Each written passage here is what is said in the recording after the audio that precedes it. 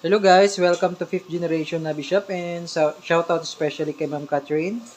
So ma'am, ito na po ang inyong unit, High Kappa T-Rex na semi-automatic version. Ayan, so sa meron kasi tayong isang High Kappa na may full automatic, semi-automatic and full automatic. Pero itong model na to, ito po ay semi-automatic lang. Okay? So, dun sa may full automatic natin, dito yung switch para sa semi and full auto. Pero this one, for this model, ito yung kanyang manual safety. Ambidextrous siya. So, pansinin nyo po, doon sa ating previous video ng mga unit na T-Rex na may full automatic, yung sa kabilang side, yun yung switch ng fire mode, yung full auto and semi-auto. Pero for this one, yan, pansinin nyo po, magkasabay sila, di ba? Kasi, ito po yung manual safety lang, kasi wala po itong, full automatic eh. So, ito yung kanyang manual safety, ambidextrous siya. Ibig sabihin po ng ambidextrous, magkabilaan po yan. So, ito po ay walang full automatic na version. Semi-automatic lang po ito. Okay, check natin yung safety, yan. Working, baba safety, safety off. Ayun. Then, check natin yung beaver tail din ulit. Yan, working din. Hanggat di siya napipress, hindi pumapalo yung hammer. Yan. Pag pinipress, that's the time napapalo siya. Yan. Okay? So, ayun. Ito yung kaibahan nun. Kasi yung may full automatic, etong side na to, ito yung switch. Sa kabila yung manual safety. But for this one, ambidextrous kasi siya. Kasi semi-automatic siya eh. So, wala siyang full auto. So, meron din po tayong T-Rex na walang full automatic. Sa mga gusto po ng T-Rex na walang full automatic, meron din po tayo guys, okay?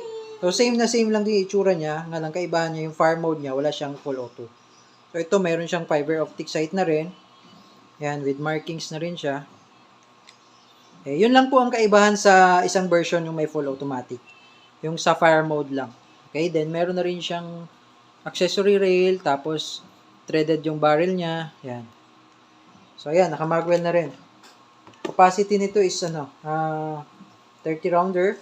Ganun din po sa T-Rex na may full auto. Okay, lagyan lang natin.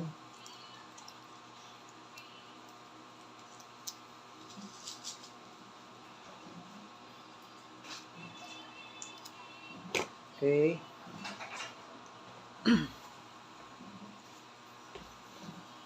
Tapos, lagyan natin ng gas. Inverted position, upside down, ganito po. Then, press. 3 segundo lang. Kailangan nakaayos, ano? Kasi pag hindi, ganun siya lalabas. Okay. 1, 2, 3. Okay, 3 segundo lang. Okay na po. So, ngayon, meron siyang kasamang plate para sa red dot sight, no? So, yung plate. And then, subukan nating timbangin, no? Tingnan natin kung ilang kilo to. O, 1.05. Ayan po, 1.05. So, 1 kilo mahigit siya. Ngayon, ating T-Rex, mabigat. Mabigat din. Okay? So, ito po, Ma'am Catherine, ang previous natin, no? So, ginawa ko na pong 0.25 yung inyong bibis kasi malakas si T-Rex eh. Okay? Medyo masyadong magaan para sa 0.23. So, ginawa ko na pong 0.25 yung bibis nyo. Tsaka ito yung mga previous. Ito yung previous, isang gas, tsaka isang pack ng bibis. Okay, yan po ang unit. High Kappa T-Rex, semi-automatic only. Wala siyang full automatic. Okay, testing tayo. Okay, Ma'am Catherine, test bar po tayo. High Kappa T-Rex, semi-automatic. Okay, check natin safety muna. Ayan, working. Ready to fire. Firing.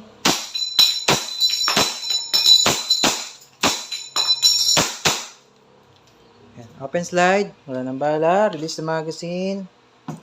Press down the slide. Stop slide release. Hammer down. Okay na po ang unit nyo, ma'am. If you have more question po, message lang sa aming page, 5th Generation Navi Shop. Thank you and have a nice day po.